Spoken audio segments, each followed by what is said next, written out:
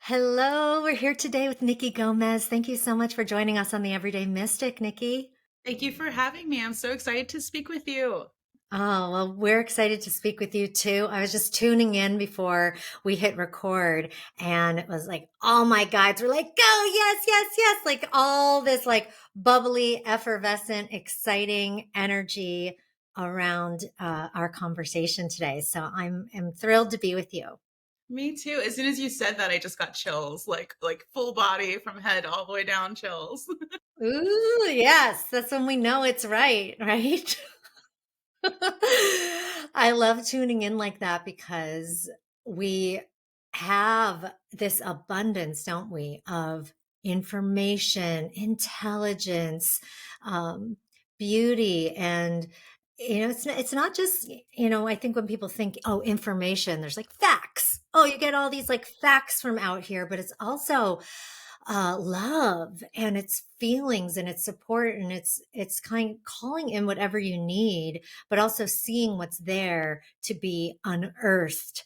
And it's such a fun way to go into a conversation, also start your day. So I know you're all about this kind of stuff. So tell us a little bit more about where you got started on, because you have a lot of different roles in life, different hats you wear, different roles you play, different passions that you're playing out in this lifetime, which is beautiful. And I know you just took your spiritual website down because you're in this growth process of uniting all of that, which is really exciting.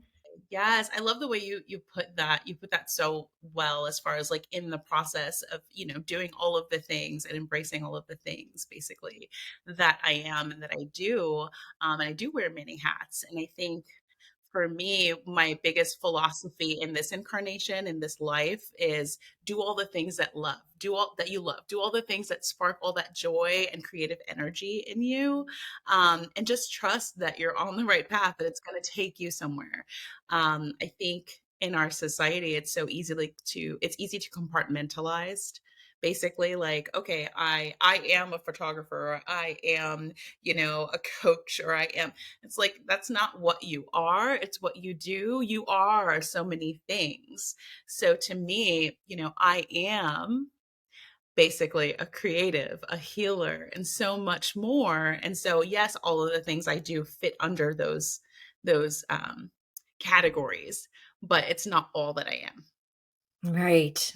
And your discovery of who you really are beneath all of these roles that you have taken on in your lifetime, when did that all begin for you? Yeah, so I have been, I don't want to say struggling. It's not a struggle, but as a child, it felt like a struggle. I started to feel like I was struggling with the paranormal and all of these different things very young. I actually had a very traumatic upbringing in a non-typical household. And because of that, I started to seek basically within, but at the time it felt like without. I was saying angels, guides. I don't know how I knew this. I was calling to angels to please help me know that there's something beyond this, help guide me through it. And what I started to notice is as I was doing that, and then in essence surrendering, intuitively surrendering, I was getting help. I was getting assistance, and I would see situations that I specifically asked for to change. I would see the guidance come in and basically shift everything so I didn't have to suffer as much as I was in those moments. And then that led to a knowing. It led to a continued knowing and confirmation that there was more besides just this. And I would have all of these experiences where I would hear voices in my room, and I would see like full bodied apparitions pass by, and I would have all of these things that, as a 9, 10, 11, 12 year old, you're like, what is that? And freak out. And I would kind of deal with it, tell my friends about it, and then just like put it away in my head, put it away in my mind, and move forward in life. And I kept doing that and I kept having them. So, like in my 20s and my 30s, all of these paranormal experiences. And then there was a point where in 2014, I actually had a sudden aneurysm. I was at work, and with the aneurysm, everything shifted. What happened for me during that moment was like, okay, it's time now. If I make it through this, I have to live my truest life, my truest self. And my truest self is intuitive, and my truest self is sensitive, and my truest self is aware that there's more. And just like I have to embrace my ethnicity and all of that, I have to embrace all of the other stuff too, the paranormal, the supernatural, the spiritual, all of it, and say, this is who I am, and live a life that is reflective of all of the things. And so that's what I chose to do. And so I left my job and I started, seeking and finding mentors and growing from there and then starting my own business. And it just kind of led me to the path that I'm on now. A beautiful snowball of effects. And isn't it interesting how so often it comes from these tragic moments, whether it's an accident like yours, or sometimes people drive themselves to those tragic moments through addiction, or, getting to that some sort of the end of the line. Like, there's a big decision here to be made because we can't go down this road any longer. So what's it going to be, soul? What's it going to be, Nikki? Right? So Bree Seeley and I call it a spiritual 2x4. It's like, here's that spiritual 2x4 to be like, oh, wake up, there's something going on. You need to shift. And you're like, wait, what? I do? Oh, yeah, I do. yeah. And it's amazing how numb we can get to a 2x4 knocking you upside the head. Like, you can have so many signs, so many 2x4s, but the process of numbing and distraction can be so powerful in its own right, in its own self, that you can get hit that hard and still not listen, and still not pay attention, still not make a change. So for you, it's like aneurysm, life or death. Like, at this point, we've got to make this decision to live your full and true authentic life. And I'm so glad you did. Your angels, I'm sure, are so glad you did. The world is glad you did. And that's, I think, a beautiful message to share with everyone listening, is that when you step into that authentic truth of yourself, when you welcome in your guidance system and support, and when you fully succumb to your soul, it's great for everybody. It is the best for everyone around you.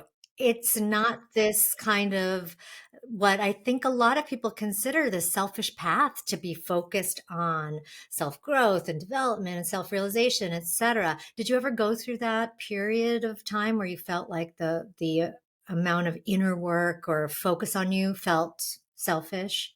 It didn't feel selfish to me. I think I had an advantage of not having a non-traditional upbringing where I didn't, we didn't go to church. We didn't do the things that I think start forming some of those belief systems in people, that they have to conform in some way, or they have to not look within. I think because of the trauma, I learned very early on to accept that I could look within and that answers would come out. And so I didn't have that judgment on myself. There were people, partners in my life, who literally would say that I was being selfish, or would make me try to question it. But something in me always knew that, like, this was more natural for me. And so I trusted my intuition in that sense. That's so good. Yeah, I think the people around us have a harder time sometimes with our growth than we do. Not that growth isn't hard. I mean, we go through real true growing pains, on the spiritual path. But um, I find, the relationships you have to let go of, and the ones that you have to be honest with, and the ones that, get their feathers ruffled, like they did in your case, where they're like, "Hey, you're being selfish." Those situations are sometimes harder, to deal with. It's like, okay, I'm going through all of this in here, and now I've got to deal with the repercussions out here as your life starts to transform. I think that one of the biggest lessons I learned along this path is we can manifest. We can manifest anything essentially that we really want and desire that feels true to us. However, in that manifestation, there's a process of transition and letting go, and things will change. And I think that, we glorify everyone that's kind of manifesting is like, oh, I'm going to manifest, $1 million. I'm going to manifest a home. And it sounds so lovely. And in that process, you may lose $1 million, or you may lose your original home, or you may lose the partner you thought you were going to be with forever. And it's not a loss in the sense of, okay, like this is a horrible thing. It's going to feel that way. And then when you get past that and realize there's something maybe more aligned to who you're becoming, you're able to then realize and appreciate what you had and release that, in order to make room for what does fit you more now. Um, I mean, I know that you had, and what a beautiful uh, trust that you gave to the paranormal experiences that you were going through to then be able to allow you to open up to your own transformation, your own return to your soul. But what about those moments when, and in those growing pains where um, you felt either pressure or doubt, fear, right? All of the demons that arise as we move through this kind of transformation. How did you and how do you deal with those types of things? Yeah, I feel like it's an ongoing process because even as like we continue to develop ourselves personally and spiritually, there's just a new section that we go through again and that we keep going through here and there. So I think originally I used to kind of lose myself in some of the despair and the fear. And because of childhood trauma, I would kind of fall into it deep and let it trigger all of those wounds. Um, and I am an artist, by nature. So I think I feel deeply. I think I'm just wired to feel everything. So I would feel it and then hurt. And then I, try to fight myself out of it, with vices. So like reality TV is a vice. I'm not going to lie, things like that, that are, just like escapism. And then over time, what I started to do is I started to not punish myself, I think is the best way to put it. And just say to myself, okay, you're going to feel this thing. It's okay to feel it. It's okay to feel the wounds. Now that you are illuminated to these wounds and what you're feeling, ask yourself now, what is it? Why? How can I heal that? But just allow myself the space to feel and then process and then move forward. And I think that is the ongoing struggle. It's the ongoing thing to be like, oh, it's okay that I feel bad today. It's okay that I'm mourning the loss of a friendship or, a life change. And there is something after this. And so let's work through it, process it, ask myself what I need to heal and move forward. And that's kind of how I've been dealing with it more lately. That's beautiful. I've been going through something similar of allowing myself to feel, which I know it sounds crazy, right? But if you ask yourself that question, oh, how often do I allow myself to fully feel loss, grief, suffering, feel into whatever it is you're feeling in the moment, and accept it and love it. That's the thing. It's like, oh, I can feel and I can get lost, like you said, in the childhood trauma, the rewounding of old wounds. And I don't think that's what either of us are talking about here as far as the feeling, right? It's like, feel what's beneath that. Feel what is the core under that surface wound. So it's like we spend so much time here in a surface reality. Surface, feel those surface wounds like, oh yeah, I feel abandoned or I feel, neglected and because of what happened to me. And then you just feel into all of that, or you live in the surface. Oh, well, I'll go and do this job and now that's my identity, and it's like surface you, and there's so much surface living. But when we start going deep and start going really within, you get to see what's underneath all that. So it's like, feel the feeling that is underneath that neglect, feel yourself behind the photographer or the doctor or the teacher or the mechanic or whatever you are. It's like this journey deep within, that is where all that discovery lies.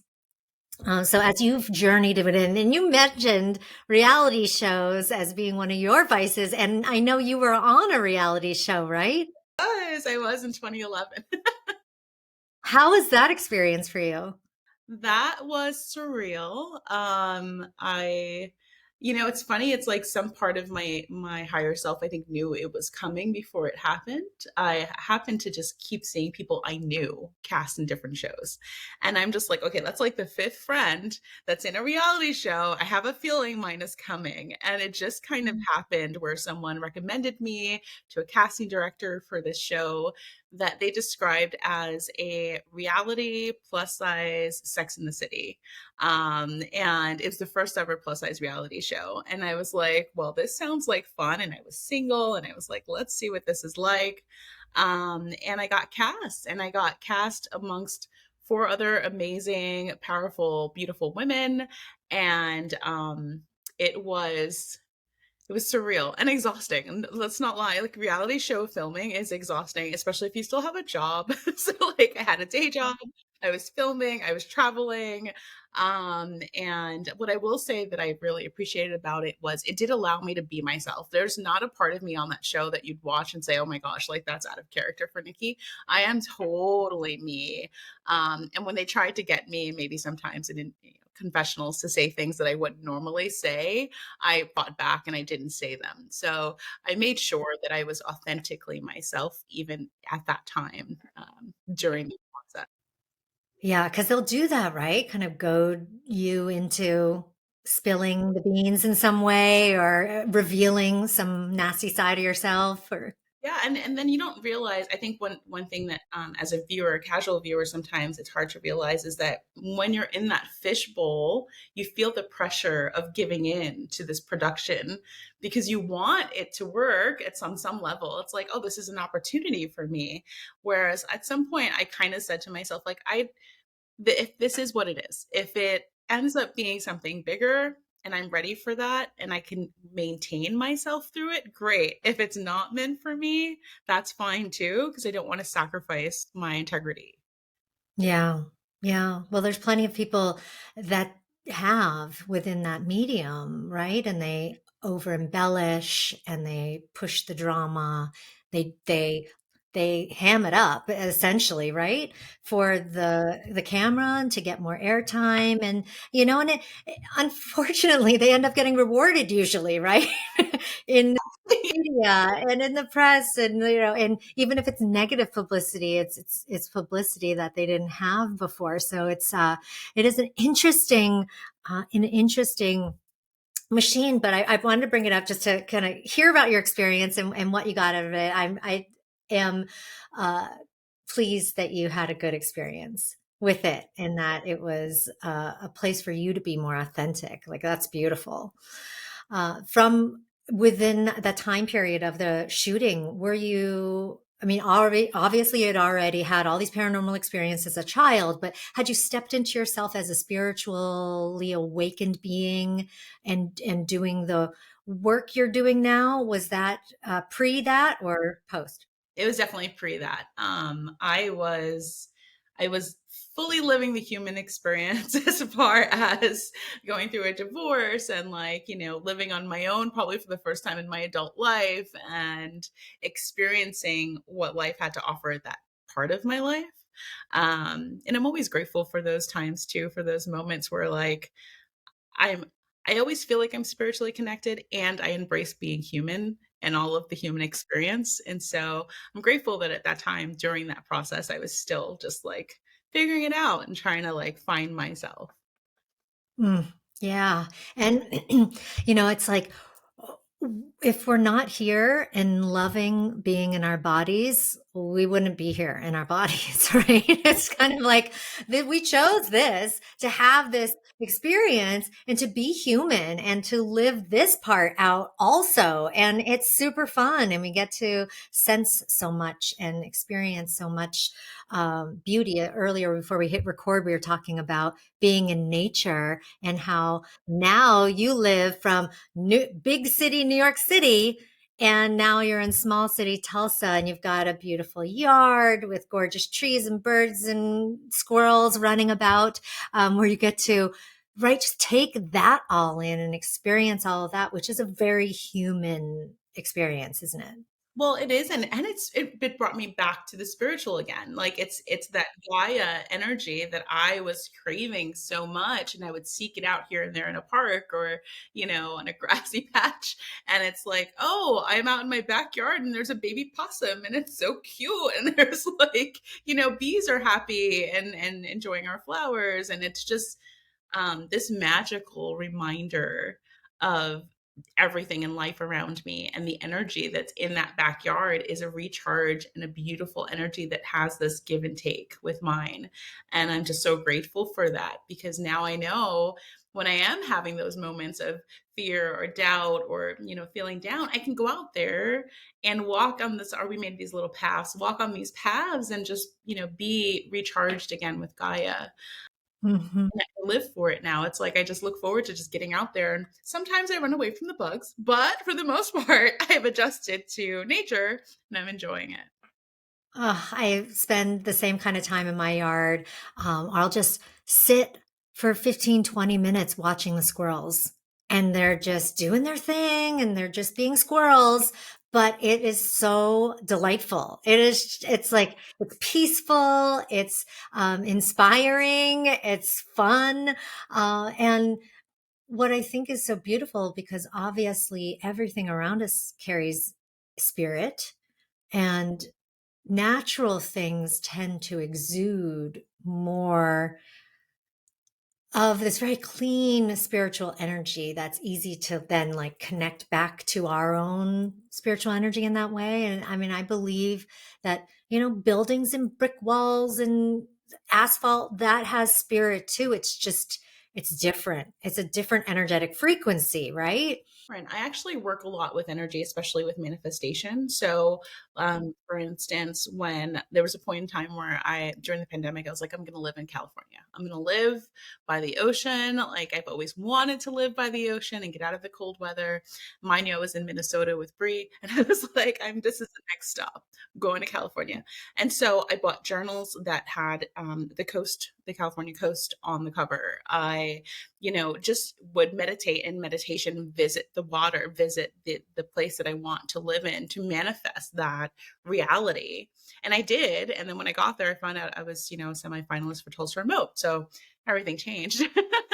um, for Tulsa Remote, wanting this and moving to Tulsa was very much, me downloading screenshots of Tulsa on my phone and, just really chiming into whatever the energy is here so that I can make this a reality. And in turn, that happens too. And so, very much like when I want to be in my entrepreneurial mindset and I want to get things done, I very much sit in meditation and place myself back in New York City, without the stress, because there is always a stressful component about that city for me. I remove that and I think about the hustle and bustle and the accomplishments of getting things done, in a city that is so busy with other people getting things done. And then I get inspired and then I work, probably more than I would if I was just, chilling and not channeling that energy. And then in meditation, when I want to relax, I channel the ocean, and oftentimes, California or Puerto Rico, and by the water. And that energy is something that I love to work with and I love to visualize and bring forth in my reality, no matter where I am. What beautiful. That's a fantastic practice for people to take on, and to be able to meditate and visualize wherever, with whatever energy signature is there, to help bring that into your life. Because California, I lived there for many years, about 11 years. And It's one of the LA specifically for a lot of that time, and it's a place that is very much a love-hate Mhm. for a lot of people. They either go and they're like, "I can't handle it. I can't be here." New York's similar, right? And they gotta go. And or they just like fall in love. And LA for me was, I fell in love with it immediately. And the energy that was most present for me there was the creativity, the creative energy that flows. Now, yes, is there vanity, and is there greed, and is there all sorts of overblown, energetics that are uh, gross and feel very dark? Yes, but the overriding energetics for me there were creativity. And I think that is because it's what I wanted to get out of it. It's what I wanted from my experience being there. So let's You for that for LA. Like LA wasn't for me. I was kind of aiming for San Diego and I ended up in Carlsbad for a little while. But I'm glad that you brought that up and you were able to channel that creative energy in there because I struggled with it in LA when I would go for business and I went probably like 8 times. And I would always go and think, okay, well, if I'm going to live somewhere, it'd probably be LA for my work. And then I would go and then feel like I felt the darker energy, unfortunately, come through more for me. And I was like, I don't know that I can stay. But when I went further down the coast, it was definitely more peaceful for me. So it's interesting how we pick up on those different energies and then like, work with what we connect to and what we're seeking. Exactly, because we're all individuals. We're all unique, and we're not going to have the same experience as our friends and neighbors with a place, with a thing, with even a feeling. So I think it's important to honor that in ourselves, that we have and we get to have all of our own unique experiences, and why I think it's so important to tune in to yourself rather than always seeking information from out here. It's like we've got and maybe that information, yes, that information is coming all from out here, whatever we want to call that, right? But we've got our receptors going. We've got the alignment within that is tuned to the right frequency for what we want happening. So you mentioned that when it comes to manifestation and meditation around bringing something into your life, and you've got sounds like a beautiful practice doing that. And I know you also work with angel energy. Yeah, so let's talk a little bit about that. Yeah, yeah. So angelic Reiki was an unexpected path. Although if we look back at my childhood, right, talking to angels, you would think I was probably going to be doing something. um, well, so once I recovered from the aneurysm, I started on my path of really seeking mentorship. And I'd gotten like intuitive messages at the very beginning. And it was first like, hey, what's an empath? And I was like, wait, empath? What's that? Oh, let me look that up and let me, feel into it. And I was like, oh, that explains literally everything. Every that I still go through. I am a feeler. I feel into everything. The other parts of, logic and like come later, but it's a feeling first. And it's a feeling immediately in a room. It's a feeling immediately when looking at someone. And I can't help that. That is who I am and how I work. And so learning that in the beginning was eye opening. And I tested it on myself to see if it was true. um and it was, and I'll tell you the test. It was really simple and silly. So I at the time, reaction videos were a big deal in YouTube. Like it was like the newer hottest thing. And so and Star Wars, all these Star Wars movies were starting to come back out again, and I'm a Star Wars geek. And so I watched the trailer for Rogue One. And as I'm watching, One, I think. It's really good. As I'm watching the trailer for Rogue One, I'm feeling excited, but I'm not emotional in any way. I'm just like, "Oh, okay, cool. That looks fun." I'm excited to see it. Then I watched people watching the trailer and their reaction, and as they cried or laughed, I cried and laughed. It wasn't just the content, it was their feelings that affected my feelings. And I was like, "Oh, that makes sense. As an empath, I'm feeling their feelings. I'm reacting with them and feeling it deep in me." And so that was my way of confirming that. And so once I figured, yes, try it. Maybe it will help you realize that you might be an empath. Because otherwise, like, I would have had those emotions just from the trailer, but I didn't. So then the next message that I got intuitively was find a mentor you can relate to that's down to earth. I'm from New York. As flowery and spiritual as I can be, I'm very grounded in reality. And so I went on this quest and I started downloading spiritual podcasts. I didn't know what else to find, how to find a mentor, and blindly. I wasn't looking at the descriptions or who was on them or anything. And I downloaded two different podcasts, and the same guest was on two different podcasts. And her name is Lisa Williams. She's a medium. She's fantastic. And when she spoke, I just automatically, intuitively felt connected to her. Like, she is British, but she's just down to earth, keeps it real. She sings, I sing. There was just this connection immediately just listening to her. And then the next intuitive message was reach out and exchange services. Somehow, maybe that will work.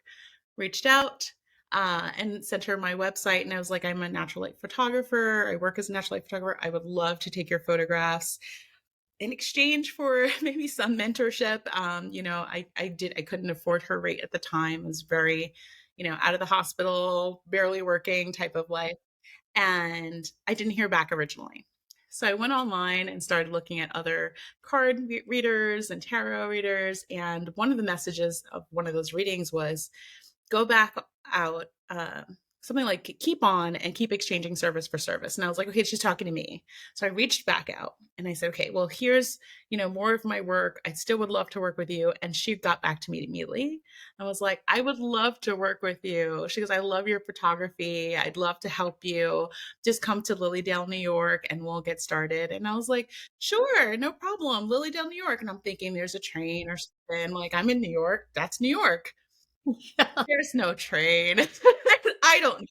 It's like, well, how do I get to this place that's 8 hours away from where I currently lived? What is, and I told my bestie at the time, and she was just like, without hesitation, just like, I'll take you.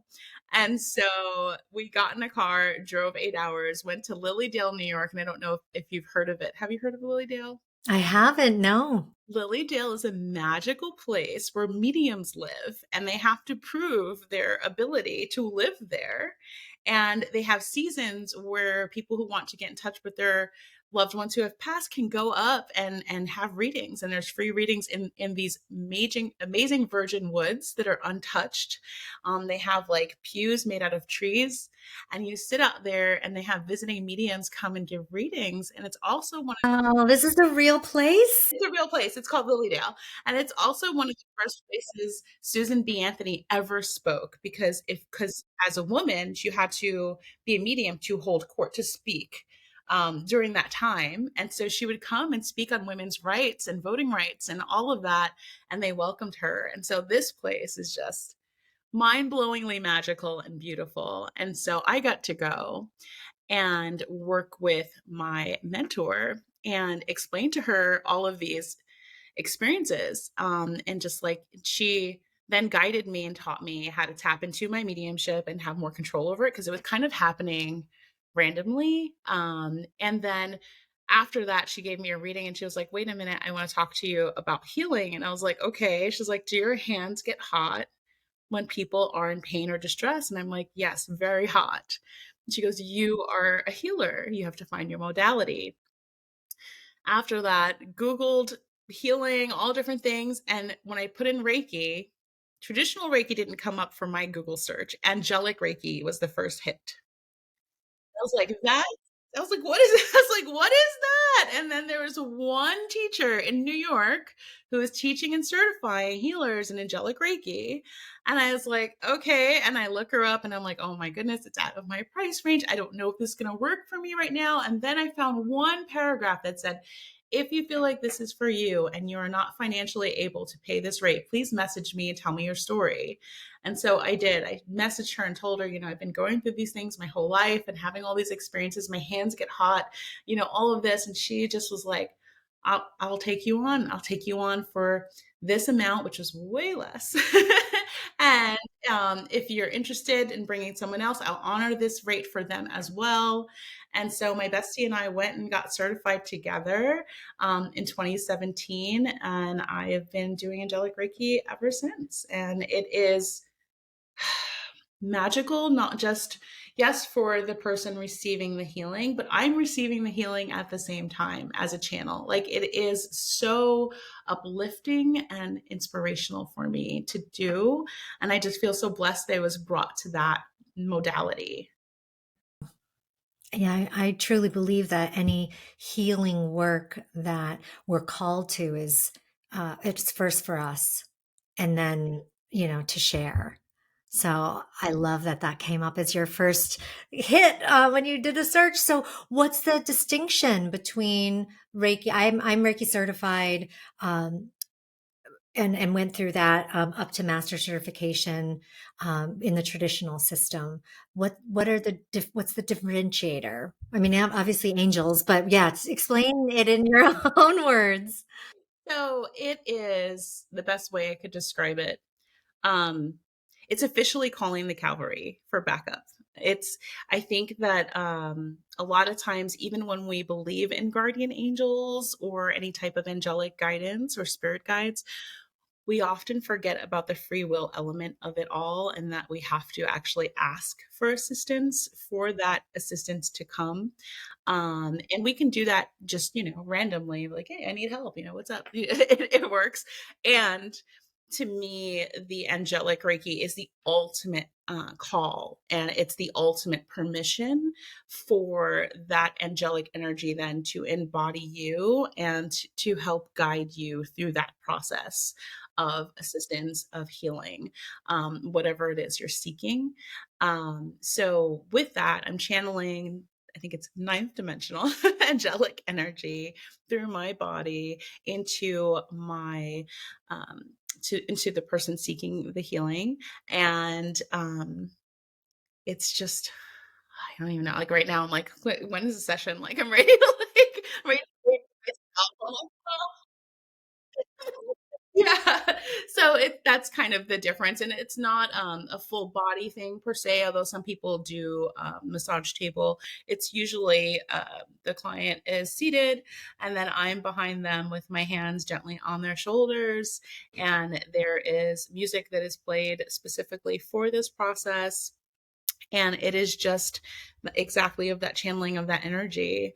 And then for me, it's also there's an additional element of being an intuitive. And so as a highly sensitive person and intuitive, I start seeing the colors of the chakras the angels may be working on, and I start seeing, getting all kinds of intuitive information while it's happening. Although, it's usually like, if you want that separately, I'm willing to tell you, but it's not part of the process. It just happens as I'm healing or working in that modality. Yeah, yeah. So you'll share that information if the person wants it. Yeah, yeah. That's an important thing to. I think maybe people that aren't in the business of healing or have worked with these gifts before. We all have these gifts, but having worked with them is a different story. So I think for those who've never worked with these gifts before may not realize that it's really important to have the recipient be in, they're working in tandem with you, and they need to give permission and to ask and to say yes to things. I mean, I know there are healers out there that don't work that way. I do believe that if the connection is to remain pure, energetically. It's like that's what needs to happen. So sometimes someone's not ready to hear something that comes through, right? And you're not just going to be like, oh, guess what? Blah, blah, blah, blah. And That was one of the benefits of having a mentor in general, is that even for the mediumship work, when I spoke with my mentor, I like someone's, loved one can come up to me, past loved one and have, messages. And I'll be honest with you, that feeling of them wanting to convey a message through me makes me feel like I'm sick if I don't say it, but I have to ask, because if not, it can be jarring to someone to receive some type of information that way. Or I don't want to infringe on their free will. Maybe they're not ready for that. Not just in front of me, but spiritually, they may not be ready for that. And so that's not my place to decide, oh, I'm just going to tell you, like, no, I want to make sure you're ready and you can receive, and you want to receive the messages that come through. Mhm. Do most people that you work with want it all? Are they open to receive? Yeah, I think the preliminary consultation with angelic Reiki is like, I'm letting you know that we're probably working with angels. And so it's like you have to kind of be open to that possibility, even for this to go forward. And so most people are open. Most people want to know the information that comes through, even if it's a little separate from the angelic Reiki practice. If I get information they want to know. Yeah. It is. Yeah. I mean, I think it's great practice just in general, whether you are an angelic Reiki practitioner or, you have some other kind of earthly job, to just be straightforward with this is what it is. Like, this is what it is. This is what you're getting. This is what it costs. Like, here it all is. And then let people decide, from there, if that's the right fit. And the more you infuse, I've spent most of my career in marketing and business development. So having that kind of brain of how to brand something and communicate its value. It's like, say exactly what it is. And yes, there's a lot of different ways to say what something is, depending on who you're speaking to. You're going to word that, share that, kind of package it differently. But it does no one any good unless your brand is all about mystery. It doesn't do anyone any good to leave that mystery out there, right? It's like, no, like, say it what it is, connect directly to who wants it. Don't worry about the others that aren't going to relate or resonate. Exactly. I think that that's, to me, the key is like your people will find you. Whatever that means to you, they'll find you. They'll resonate, and the people that resonate will connect. And then you'll realize you didn't have to worry about impressing or winning over those that don't resonate with your message or your work. So, and that's kind of how I live, and also kind of how I try to find friends. It's like you resonate or you don't. It's okay. Yeah. Right. Right. Yeah. You're still cool. You're still nice, but we're just not going to hang. Yeah. Now, before at the beginning, we were talking about how you're going through this kind of rebrand with your site because you have Angel Reiki, Nikki, you've got model Nikki, photographer Nikki, and maybe other things that you also do, and you're bringing it all under one umbrella, bringing it into this authentically branded space. So, how much of this have you um, gleaned already, or are you just like in the I don't know what I'm doing, but gonna just go from here? I think it's been more of like I have an intuitive understanding of what I'm doing. I don't necessarily have the words specifically yet how to do it or how to say it. I think I'm constantly aware of our society and how things kind of fit into boxes. Especially, I'm sure from the marketing point of view, it's like it's almost like, yeah, you have to put in a box, people understand it. I think I'm learning now to get outside of the box and just be.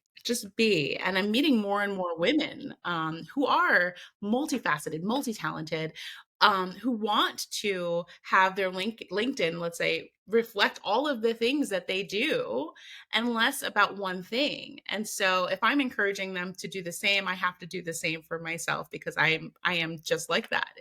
There's no reason for me to, only market one part of myself or share one part of myself when all of this to me, I am my ultimate art project. I am, the creator of this reality for myself, from my life, and I'd like to share that. And so that's the hard part. Yeah, and you're doing the like you said, you're seeing a lot of other women stepping into this right now, and so am I. And I am, an example too of it, where there's it's not about the title you hold or the role that you play. It's about, again, who you are underneath, and that can be explained. It's not like try to figure it. It's like not. It doesn't have to be so nebulous. I mean, you can explain it, um, but it's just you're talking about something different than the degrees and the certifications and the titles. You're talking about the soul beneath and what makes that up. What are the things that have shaped that understanding and that knowing. So I love that you're doing that. I think that more people, and I've told people this because, like I said, I've been in the world of marketing and branding for a long time, and I have taught many workshops on personal branding, and have told people, to whoever cares or is interested, that everyone should have their own personal brand. It doesn't matter whether you are an entrepreneur and in business for yourself. You would benefit by having and building out a personally branded website.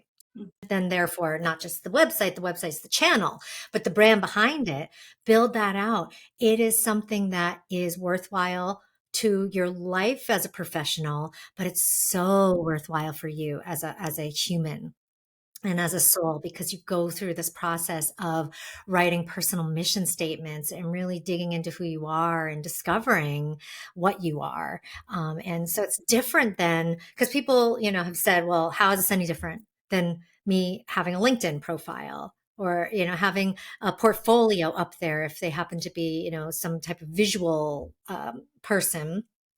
It's so different because it's beyond those things. It's beyond the limitations that you have, right? In LinkedIn, it's beyond the um, the work you produce. It's the who you are. So I love anyone going more deeply into that kind of project. Yes, I am in the thralls of it all right now, and I'm so excited. I feel like a kid at play, figuring this out and really playing with it.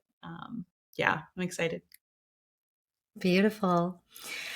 For those of us who've never experienced angel Reiki, and who might want to connect with you on that type of the spiritual guidance level, what's the best way for them to connect in, learn about you? I mean, yes, this new coming website for sure, but until then, what's the best way for people to connect? Good question. Email me. I'll share my email. I don't care. I've had it forever. It's Nikki Gomez 66 Gmail. Like just email me and I will eventually have the site up and Instagram and stuff. And my Instagram right now, I'm also kind of in the process of embracing everything. It's been more about my coaching lately, but I've also been posting, some of the photography and not just the model photography, the food photography, and just sharing all of the things that I enjoy that make me me. And so eventually this will be on it as well. And it's just going to be a hub of like, it's the Nikki Gomez. My brand is the Nikki Gomez for a reason, right? It's like I am so much more than what I do. And so I want to be able to share that. Beautiful. Well, I'll put all those links in the show notes. And to those listening, embrace your multi passionateness and your multi hyphenatedness. And we are all so many things. And I think we can get a little too caught up in, and also held back by not fully stepping in, or maybe thinking, oh, well, I can't step into being a coach or a healer or a teacher or a writer or a whatever it is that might be part of your creative passions and your service to the world, because I haven't done X, Y, or Z. I haven't gone through, the jumped through all the hoops that society has set up and structured. Those hoops are not for you, okay? Right? So Exactly. for those listening who are feeling, maybe you feel like you are a bit, schizophrenic, like you keep jumping around to different things, following your passions, presuming there is a through line, I think, that connects those things together to where there's a thread that does keep you kind of tethered as one. And I believe that thread is by understanding and really understanding your soul and being connected to that. And then we follow that. But if you are that type of person and you're listening, don't be afraid to list that out, to exude that right in the world, and to be proud and authentic in your multi hyphenatedness, right? Because we But it's the world needs it. If you're feeling it, if it resonates so much in you that it feels like it's part of your soul and that you have to share it, there's a reason for it. Like, don't deny. I feel like, the self-doubt becomes stronger than the realization that you may be denying someone your talent and your gift that could help them, that they're seeking, that they want. And if they don't know it exists, then they're never going to get it from you. So put it out there, share it. It's okay. And sometimes it's just timing. Sometimes it's just like you may want to do 20 things and you may feel a little bit disjointed and crazy, like I have 20 things that I have to like do in the world, but it may just be timing. One thing may lead to the other thing, lead to the other thing, lead to the other thing. I think, I'm now almost 46, in my 46 years of life, and all of the different parts of this journey, I've had to adjust and grow and accept that it's okay that I, spent 7 years in finance and because that experience led me to other things and to other things and to other things. And it's all applicable and it all is necessary. And the world needs the version of me that has done all those things. And that's okay. That's right. Yes. And that you wouldn't be who you are today without having gone through all those different experiences and learned from them and grown from them. And I think that's such a beautiful message. And also, for people to embrace the things they do. I'm doing air quotes right now. Like the things that they do, on the one hand, not over identifying with them as like, oh, that's me, that's who I am, because you're not your job. But then also looking at those things you do as not always having to produce something. Like I can do this thing, like this podcast, for example, for me. I don't monetize this. Maybe someday I will, but I mean, this is a a creative project for me. It feeds my soul. I have so much joy doing this. I do it for those reasons, Yeah. for the joy and the inspiration and the learning and also the service, I hope, to anyone listening. So the things that you might take on aren't always for the same purposes. Like one of it might be if this, completely fulfills something that you need within your body mind. This is something that's completely spiritual. This is something that's just purely creative. This is something that's money, money, money. Like, right? They all have different places. Thank you for saying that. It's so true because if we've gotten into a mindset in our society that's very much guilty if we're not producing something. Like if we're doing something for joy or creativity, it's like, well, yeah, but you could be making money. What? Why is this now the mindset? It's okay. Enjoy it. That enjoyment and fulfillment is going to fill you up in ways that are going to push you forward in other ways. And there's no reason to feel guilty. I mean, I can't tell you, I felt it. I have friends that talk about it. If they're not producing or they don't have a productive day, they feel guilty. And it's time to release that. You're okay. It's okay to even just be still. It's okay even to like, if you want a day to just sit and watch reality shows, whatever you need, it's okay. It won't be your forever. It's just a moment. It's okay not to identify with that and beat yourself up. in those moments. Yeah. Well, here's to that. Here's to letting go of guilt and any other ridiculous and unnecessary emotion. I mean, I think that the only reason that they're necessary in life is to notice that you're being ridiculous or to notice that, oh, here's something to learn from here, right? It's like a little bit of like a warning sign, a red flag that's like, hello, it's the 2x4. But then it's like, okay, move beyond, move past, get through. Like that is not anything to hold on to, is it? Yeah, no, and it's those moments that we all of a sudden put labels on ourselves because of the moment, right? So it's like if we have a lazy day, which I hate to use the word lazy because there's so many negative connotations, but if there's a relaxing day, we put lazy on it and we beat ourselves up and we call ourselves lazy. If we're having a difficult financial month, we then identify with being struggling and saying I am broke, and then all of a sudden that becomes the label that you have, and it's harder to break out of it. So if we can just say to ourselves, it's okay to feel this way, and it's okay to allow myself this moment, and then know that it's not who you are, it's just the moment and it's going to pass, and you are so much more than that. And not beat ourselves up over it. I'm so happy that we got to spend this time together and chat. I can't wait for our next IRL chat. We'll have to get together here in our fair city. And I want to just urge listeners to connect to you because you are more than what we've even talked about today. So reach out to Nikki. I'm going to put all of her links in the show notes. When she gets the new site, I'll update the podcast description and lock that in there too. So anyone who goes back can find you that way. Thank you so much, sister, for joining us. Thank you. It's been an honor, and I'm happy that I got to spend this time with you and everyone listening.